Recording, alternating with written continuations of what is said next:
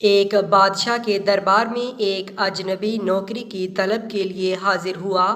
قابلیت پوچھی گئی، کہا سیاسی ہوں۔ عربی میں سیاسی افہام و تفہیم سے مسئلہ حل کرنے والے معاملہ فہم کو کہتے ہیں۔ بادشاہ کے پاس سیاستدانوں کی بھی بھرمار تھی۔ اسے خاص گھوڑوں کے اسطبل کا انچارج بنا لیا جو حال ہی میں فوت ہو چکا تھا۔ چند دن بعد بادشاہ نے اس سے اپنے سب سے مہنگے اور عزیز گھوڑے کے متعلق دریافت کیا۔ اس نے کہا، نسلی نہیں ہے۔ بادشاہ کو تعجب ہوا۔ اس نے جنگل سے سائیں کو بلا کر دریافت کیا۔ اس نے بتایا، گھوڑا نسلی ہے، لیکن اس کی پیدائش پر اس کی ماں مر گئی تھی۔ یہ ایک گائے کا دودھ پی کر اس کے ساتھ پلا ہے۔ مسؤول کو بلایا گیا۔ تم کو کیسے پتہ چلا؟ اصیل نہیں ہے۔ اس نے کہا، جب یہ کھاتا ہے تو گایوں کی طرح سر نیچے کر کے، جبکہ نسلی گھوڑا گھاس منہ میں لے کر سر اٹھا لیتا ہے۔ بادشاہ اس کی فراست سے بہت متاثر ہوا۔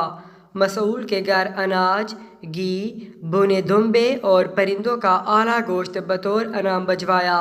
اس کے ساتھ ساتھ اسے ملکہ کے محل میں تعینات کر دیا۔ چند دنوں بعد بادشاہ نے مصاحب سے بیگم کے بارے میں رائے مانگی۔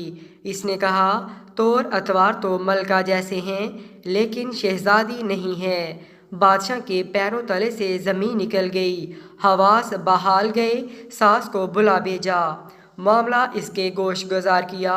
اس نے کہا، حقیقت یہ ہے کہ تمہارے باپ نے میرے خاوند سے ہماری بیٹی کی پیدائش پر ہی رشتہ مانگ لیا تھا، لیکن ہماری بیٹی 6 ماہ میں ہی فوت ہو گئی تھی۔ اس لیے ہم نے تمہاری بادشاہت سے قریبی تعلقات قائم کرنے کے لیے کسی کی بچی کو اپنی بیٹی بنا لیا۔ بادشاہ نے مصاحب سے دریافت کیا، تم کو کیسے علم ہوا؟ اس نے کہا، اس کا خادموں کے ساتھ سلوک جاہلوں سے بدتر ہے۔ بادشاہ اس کی فراست سے خاصا متاثر ہوا۔ بہت سا اناج، بھیڑ بکریاں بطور انعام دیں، ساتھ ہی اسے اپنے دربار میں متعین کر دیا۔ کچھ وقت گزرا۔ مصاحب کو بلایا، اپنے بارے میں دریافت کیا۔ مصاحب نے کہا، جان کی امان۔ بادشاہ نے وعدہ کیا۔ اس نے کہا، نہ تم بادشاہ زادے ہو، نہ تمہارا چلن بادشاہوں والا ہے۔ بادشاہ کو تاؤ آیا، مگر جان کی امان دے چکا تھا۔ سیدھا والدہ کے محل پہنچا۔ والدہ نے کہا، یہ سچ ہے، تم ایک چرواہے کے بیٹے ہو، ہماری اولاد نہیں تھی تو تمہیں لے کر پالا۔ بادشاہ نے مصاحب کو بلایا، پوچھا، بتا تجھے کیسے علم ہوا؟